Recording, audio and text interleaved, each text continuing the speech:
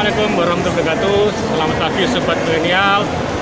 Sugeng rawuh wonten ing Yogyakarta, Hadiningrat.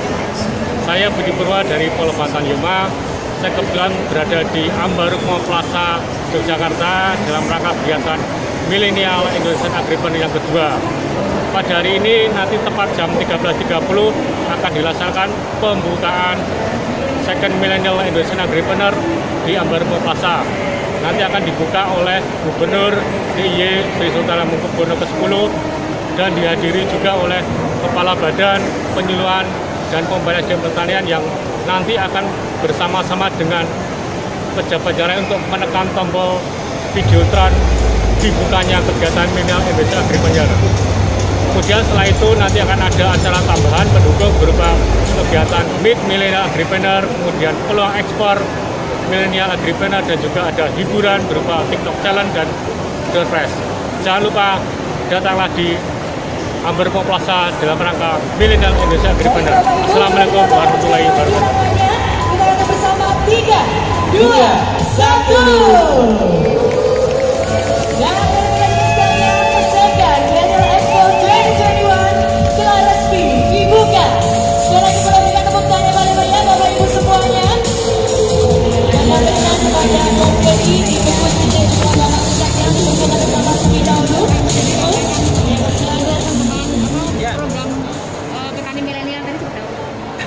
Jadi gini ya, seperti yang saya katakan tadi bahwa saat ini lebih dari 70% petani kita ini sudah tua, di atas 40-45 tahun, yang mudanya sedikit.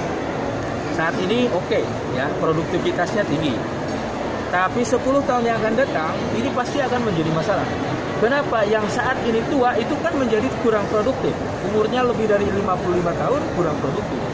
Oleh karena itu, regenerasi petani kepada petani muda atau petani milenial itu mutlak diperlukan.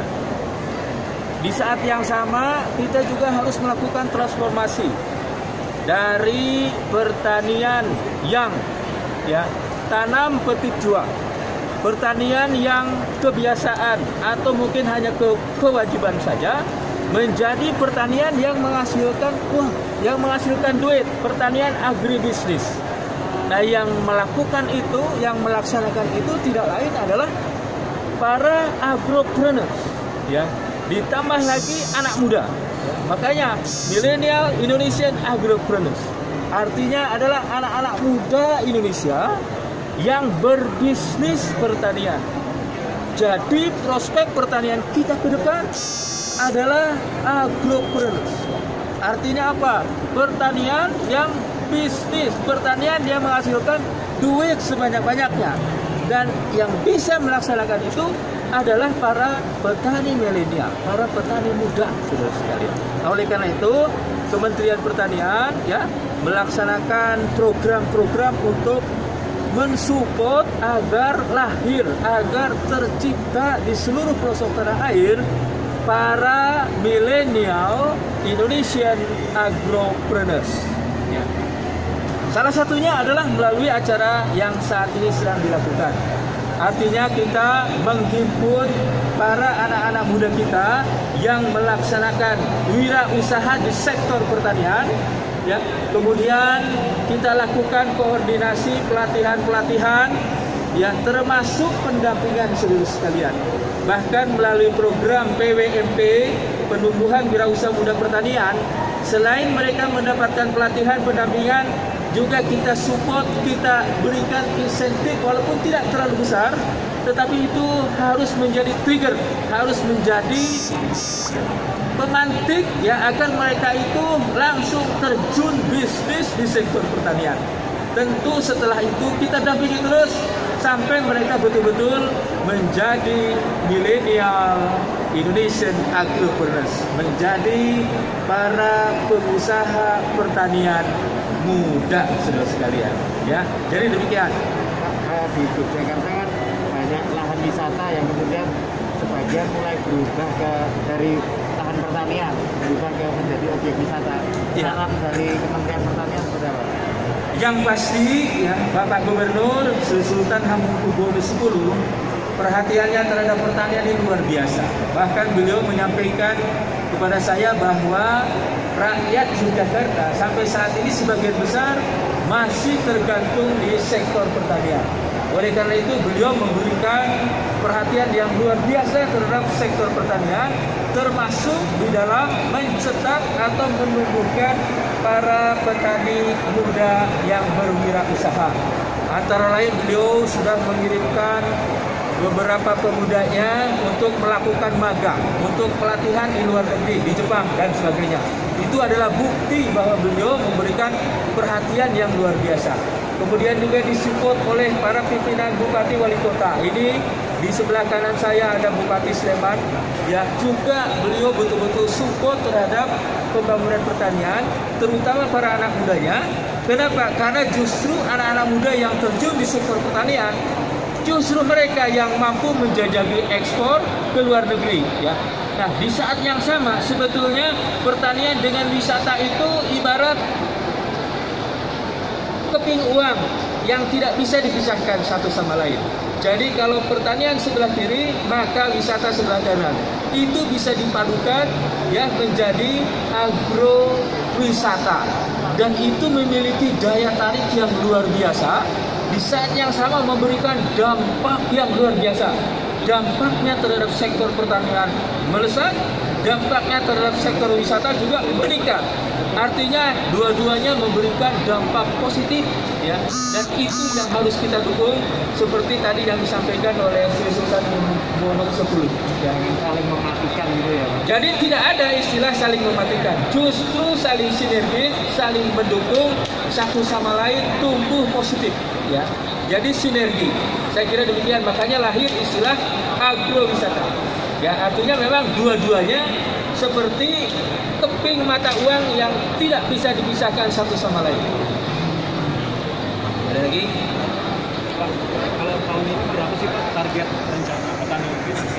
Jadi begini, Kementerian Pertanian di dalam 5 tahun ingin melahirkan 2,5 juta petani milenial. Berarti setiap tahun itu ada 500.000 petani milenial. Caranya memang kita ciptakan juta-juta petani milenial kita menjadi champion-champion di daerahnya, di lokasinya masing-masing. Nah, si champion itu dia akan melakukan aktivasi, melakukan resonansi, melakukan ajakan kepada para pemuda yang ada di sekitarnya.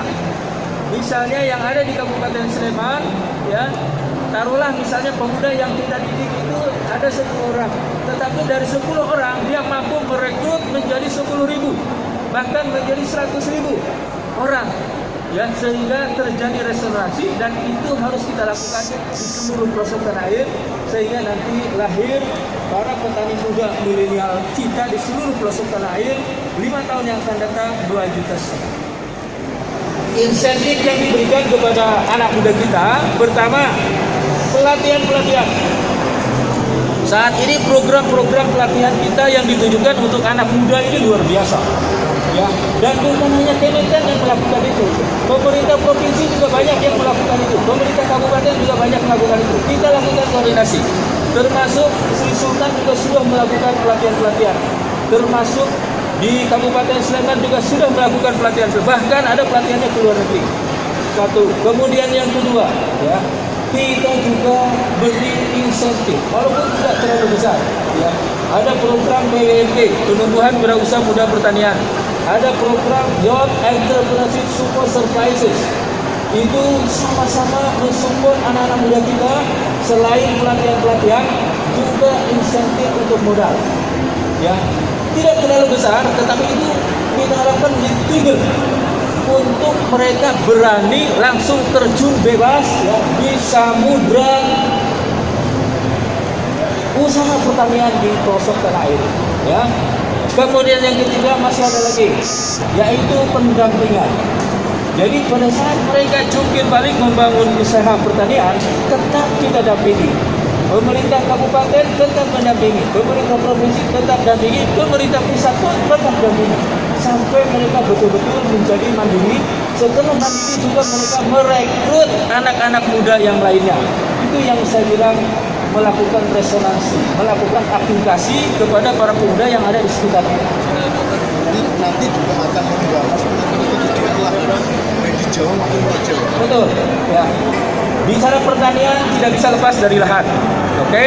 Namun demikian saat ini ya, kita sudah mempunyai teknologi untuk lahan-lahan yang sempit. Ya.